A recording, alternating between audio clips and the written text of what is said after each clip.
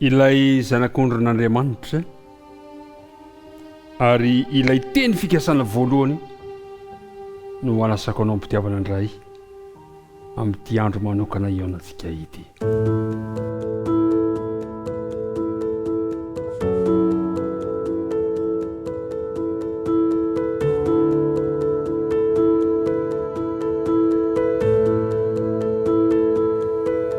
Miaraba antsika rehetrarehetra indray tafahoana soamatsara amin'ity alatsinainy maraina ity. Tafahoana isika satria mahamitsika loatra izao fandaharana izao. Tononoko ho anao sy ny ankohonanao ny fiadanan'ny Tompo. Ary ingeniny fahasoavan'i Kristy tsy ala eo amintsika mandritra izao fotoana izao. Andeha isika ary andinika ny ten'Andriamanitra kanefa milo an'izany le hiaraka hivavaka isika. Hivavaka isika. Andriamanitra rainay any an-danitro misotro anao izahay. Noho ny alehibe ny fitiavanao anay ka tafahoana soamatsara indray izay milalaza fandaharana efa mahazatra anay izao. Amelany tsy fatanterahanay ary aoka mba ho vita fihavanana aminao izahay. Ankehitriny ary raha handinika izao teninao izao izahay dia mangataka anao mba handrotsaka ny fanainao masina ka hampianatra anay hanazavanay ny teninao. Anaran'i Jesosy. Amen.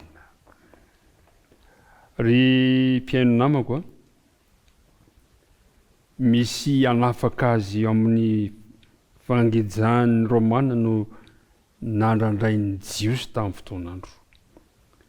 Fa saingy ny tanjon'ny Jaune kosa amin'ny filazantsara dia ny anova ny fomba fijerin'ny olona momba ny Mesia. Satria tsy ho mpanapaka eto amin'ny tany ity ny Mesia. Ary ny Mesia dia tonga natanteraka ireo teny fikasana izay voalaza ny testamenta taloha amin'ny fanaovana sorona ny tena ny hoavitra amin'izao tontolo izao. Manarakaraka an'izany, nahatongavan'ny Mesia dia niahana avao ny fifandraisana misy eo amin'Andriamanitra sy ny vahoakany. Fa inona ilay teny fikasana voalohany? Amin'ny Genesis toko 13, Genesis toko 13 ka ny 9:10 dia zao ny fanambaran'ny ten'Andriamanitra.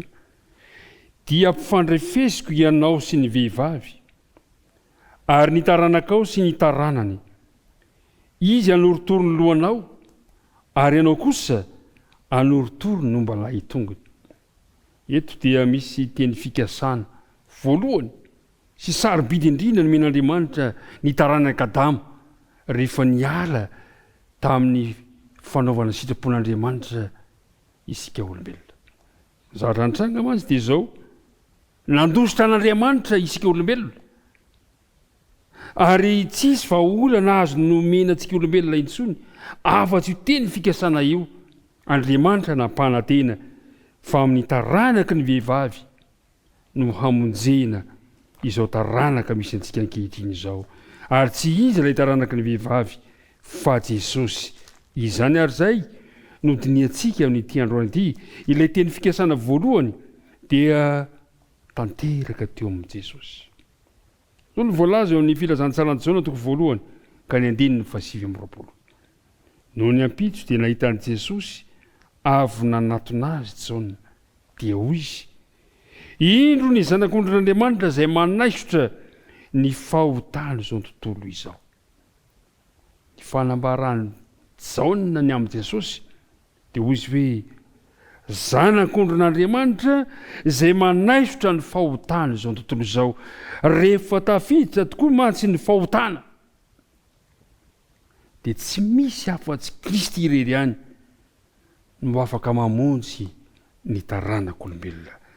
Jesosy no natanteraka ilay teny fikasana ny amin'ny rafi-pisoronana. Jesosy ilay mpanavotra nampanantenaina tamin'ny taranaky Adamo. Jesosy ilay zanak'ondrin'Andriamanitra izay manaisotra ny fahotako sy manaisotra ny fahotanao. Ao amin'ny filazantsara Marka toko 10 ka ny 9:10 dia milaza io andinin'io fa Kristy dia hanolotra ny ainy mba hanavotana ny mpanota. Ao amin'ny Romanina toko 10 Ka ny 9 dia milaza indray ny apôstôly Paoly manao hoe fa maty Kristy hamonjy ny ratsy fanahy. Ilay ratsy fanahy dia ilay taranaka Adamo izay lavo tamin'ny fihainoana ny feon'ny Satana tamin'izay fotoana izay. Ny apôstôly Petera indray dia nilaza amin'ny Petera 1:2 ka ny 4:20 dia nilaza mahitsy ny apôstôly Petera manao hoe Jesosy ilay nitondra ny fahotantsika. Ry mpiaino namako, zava-dehibe ho an'ny Jaona izany fanambarana izany.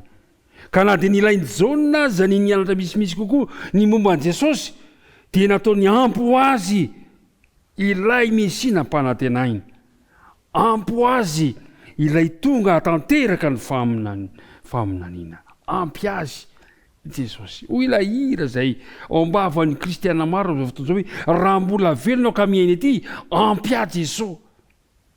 Ry namako, ampy ho an'ny Jaona Jesosy.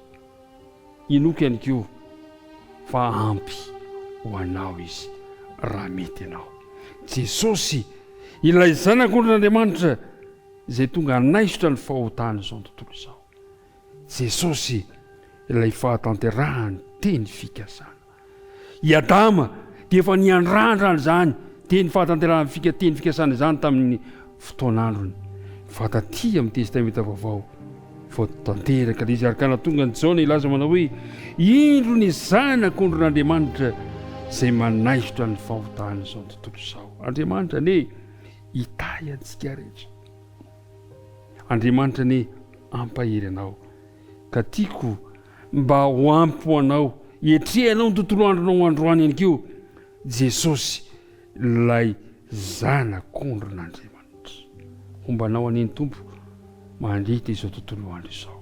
Koa hamarana antsika izany dinidinika izany dia hiaraka hivavaka isika rehetra. Andriamanitra rainay any an-danitro, rehefa tafiditra tokoa ny fahotana dia lavo ny olombelona ary tsy nisy nantenaina intsony fa soa ihany fa ianao no nametraka ny vahaolana planiny fanavotana anay olombelona ka nomenao Jesosy ho ilay zanak'ondry hanaisotra ny fahotana tsirairay avy. Ampio izay Andriamanitra mba hino an'izany anaiky, ka amin'izao andro havelomana izao dia mba ho ampy ho anay Jesosy. Ka raha hiatrika ny tontolo andro izahay dia izy no mifikirinay, izy no fiainanay. Dia mitahiny mpiaina, mitahihana tsirairay avy. Dia irinay raha mbola iaona indray izahay amin'ny fotoana manaraka dia amin'ny vavaka tonona sy natana aminara Jesosy. Amen.